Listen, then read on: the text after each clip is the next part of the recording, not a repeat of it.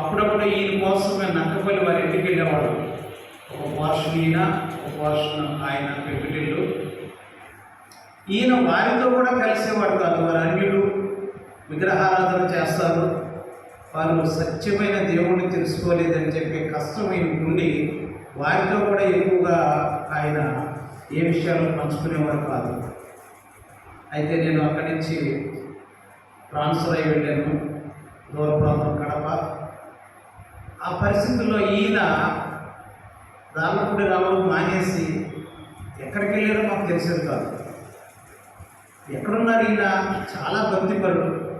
శుక్రవారం ఉపవాస ప్రార్థన అయిపోయిన తర్వాత మేము పడుకుని మధ్యలో మెలుగు వచ్చి చూస్తే మోకాళ్ళ మీదే ఉండేవారు. ఏ సమయంలో ఆయన చూసినా కానీ ఆయన మోకాళ్ళ ప్రార్థనే. సునమీరాలు అంటది కదా తన భర్తతో, ప్రవక్త ఎలీషా గురించి, మన ఇంటికి వచ్చుచు వెళ్ళుచు ఉన్న దైవజనుడు, భక్తి కలిగిన దైవజనుడు. ఈయన చూసినప్పుడు ఆ వాక్యం నాకు జ్ఞాపకం వచ్చేది. మా దగ్గరికి వస్తున్నాడైనా వెళుతున్నారు. ఈయన ఎవరు అంటే మంచి ప్రార్థనాపరుడు, మంచి భక్తి కలిగిన దైవజనుడు. అటువంటి దైవజనుడు ఎక్కడున్నారు అని చెప్పి ఇప్పుడే అలాగా పాత మెమరీస్ అలా చూస్తుంటే ఒక ఫోటో కనిపించింది. ఆ ఫోటోలో నేను యవ్వనంలో ఉన్నాను. బాప్తిసాల వరకు మేము వెళుతున్నాం. పెద్ద సంఘంగానే వెళుతున్నప్పుడు మొదట ఉన్న ముగ్గురు వ్యక్తుల్లో ఇంచుమించుగా 95-96 ప్రాంతంలో ఆయన కూడా ఒకరు. ఆ ఫోటో దగ్గరలోకి నేను షేర్ చేస్తాను.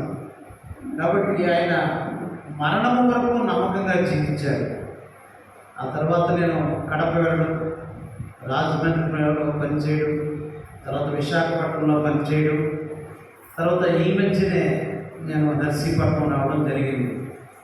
నర్సీపట్నంలో నేను మా మిస్సెస్ ఒక 3 నెలల క్రితం అలా బయటకు వెళుతుంటే మా మిస్సెస్ చూస్తున్నారు. పాస్టర్ అబ్రాహం గారని ఆయన చేతి సంచి వేసుకుని నడుచుకుంటూ వెళ్తున్నారు. చాలా సంతోషమైంది.